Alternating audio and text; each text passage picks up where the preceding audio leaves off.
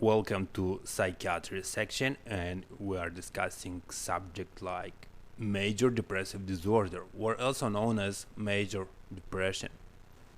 So let's go ahead, and we have definition. It represents a mood disorder with at least 2 weeks of symptoms.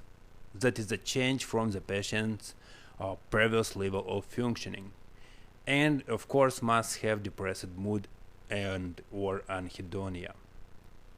Major depressive disorder or unipolar disorder. It is called unipolar because have only depression. If it have mania as well, it is called bipolar disorder. Be careful regarding these terms.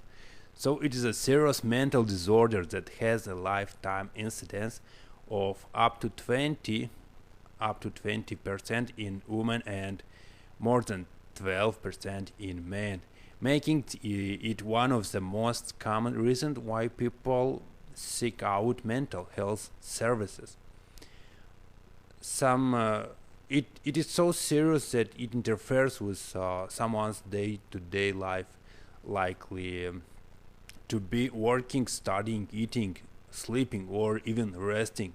Its inability to rest, to feel enjoyable. So essentially, leading to these overall feelings that life isn't enjoyable.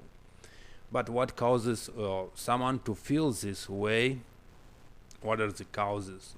They are at different level. If you want to know genetic, biology, environment, psychology, if we are talking at the cell level, neurotransmitters that are responding to the mood, and they are serotonin, norepinephrine, and dopamine.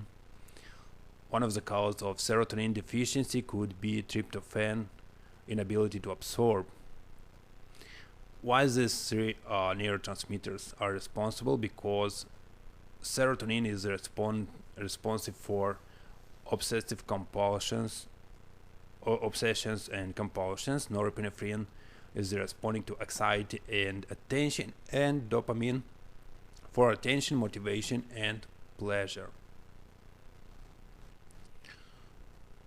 What symptoms represent a patient with major depressive disorder? Let's read every one of these symptoms. Depressed mood most of the day, diminished interest or pleasure in activity, also called anhedonia, significant weight loss or weight gain, insomnia or hypersomnia. Insomnia is inability to sleep, and hypersomnia is hyper or over sleeping. Psychomotor agitation. Overall slowing of the movement of the patient. Fatigue or loss of energy nearly every day. So these symptoms are present all the day and every day practically. Feeling of worthlessness or guilt, diminished or lowered ability to think and concentrate, and recurrent thoughts about death or suicide, including suicide thoughts with or without a specific plan, as well as suicide attempts, especially when no other persons are present nearly. So these symptoms must cause significant distress to the patient's daily life, and doctors are expecting to see in patient two main symptoms like psychomotor retardation and cognitive impairment. So everything is slowing at the patient with depression, like movement, speech, and decreased concentration and forgetfulness. You can ask something to patient, and he or she will not give you a response because is not attentive even to your questions. Okay. How you establish diagnosis of major depressive disorder? So you need at least 5 of 9 symptoms. And one of the examples will be patient coming to you with depressed mood, weight loss for some period of time, cannot sleep properly, loss of energy, feeling, and inability to concentrate. So 5 of 9 will be enough to establish the diagnosis. Also, significant distress to daily activity, not a substance or medical condition. Significant distress to daily activity patient is not exposed to too much stress. It should be excluded. Not a substance or a medical condition, not better explained by other mental disorder, and no manic or hypomanic episodes, which is representative for bipolar disorder. Making differential diagnosis with other conditions like medical disorder or mental disorders, hypothyroidism, Parkinson's disease, dementia, medication, which are making depressive you, like benzodiazepines, pseudodementia, tumors, and cerebrovascular accidents. You should exclude any of the concomitant diseases. And mental disorders like other mood disorders, substance disorders, and grief. We are talking in the next lectures about this.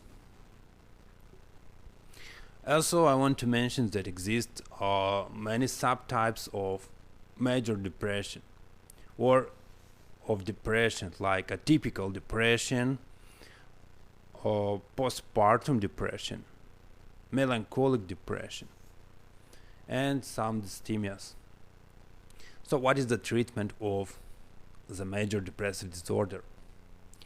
We have 2 ways to treat major depressive disorder. One is non-pharmacological and second one is pharmacological.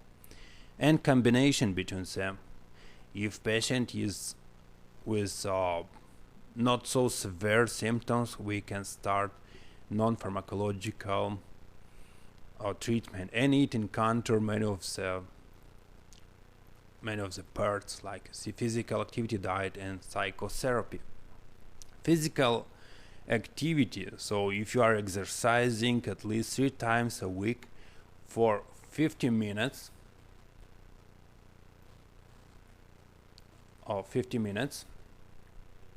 it can help to alleviate depressive symptoms. Another one is diet. Healthy habits like taking foods like fruits and veggies. And psychotherapy or talk therapy, which is definitely preferred for young cognitive behavioral patients, and interpersonal therapy. Cognitive behavioral therapy and interpersonal therapy are